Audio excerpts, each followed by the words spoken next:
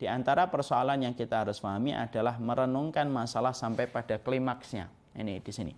Mungkin banyak yang belum paham. Artinya begini.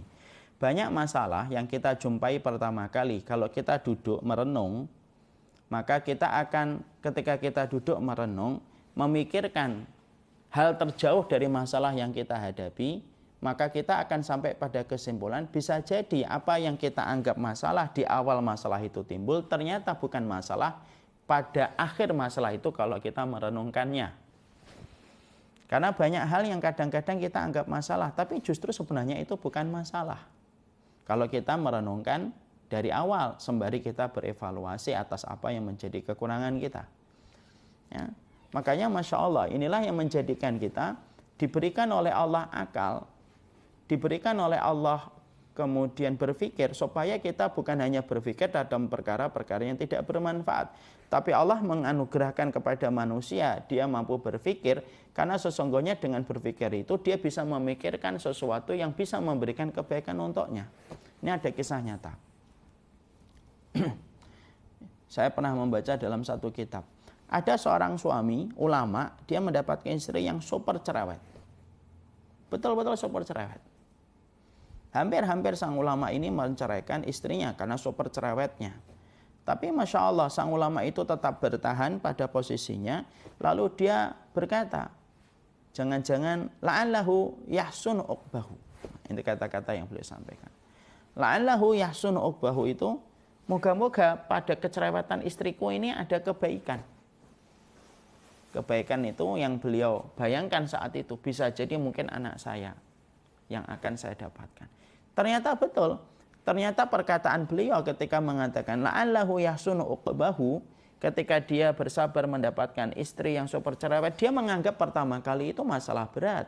Tapi ternyata kemudian Allah menganugerahkan kepadanya seorang anak yang luar biasa, alim, bertakwa. Dan anak itu ketika bertakwa, alim, dan akhirnya menjadi ulama, anak itu ditanya, apa sebab kesolehanmu? Banyak. Salah satunya adalah kesabaran bapak saya ketika menghadapi ibu saya. Masya Allah. Jadi banyak masalah yang terkadang kita anggap awal masalah itu berat, tapi ternyata itu bukan masalah pada kehidupan kita. Saya pernah menjumpai ada seorang karyawan di sebuah bank swasta, dia dipecat. Tapi ternyata akhir dari masalah itu justru itu jadi anugerah. Akhirnya dia punya bisnis. Yang mana bisnis itu tidak akan pernah dia miliki kalau dia tidak dipecat dari perusahaan tersebut. Banyak kebaikan yang menanti, terkadang kebaikan itu Allah berikan dengan proses ujian terlebih dahulu. Sebagaimana kita kalau sama anak, maaf, kita ini kalau mau sama anak, pengen memberikan hadiah yang cukup mahal, kadang-kadang kan kita nguji anak kita. Ayo pijitin dulu, ayo kemudian injek-injek abi dulu. Baru setelah kita uji dengan pijetan, injek-injek kakinya, baru kemudian setelah itu kita berikan hadiah. Ini hadiahnya sepeda.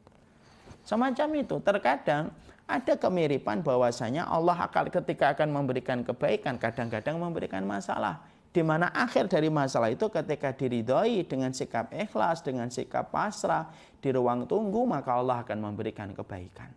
Makanya disitulah kita harusnya paham. Orang kalau mendapati masalah, hendaklah kata Syekh Abdul Qasim, hendaklah Syekh Abdul Malik, hendaklah dia duduk merenungkan. Ini masalah ini kalau berjalan terus klimaksnya sampai apa? Nah, ketika dia memikirkan klimaksnya, bisa jadi ketika dia merenungkan klimaksnya, di situ dia akan mendapatkan kebaikan dari apa yang dia dapatkan, karena terkadang banyak kemudahan itu didatangkan oleh Allah setelah Allah memberikan kesulitan.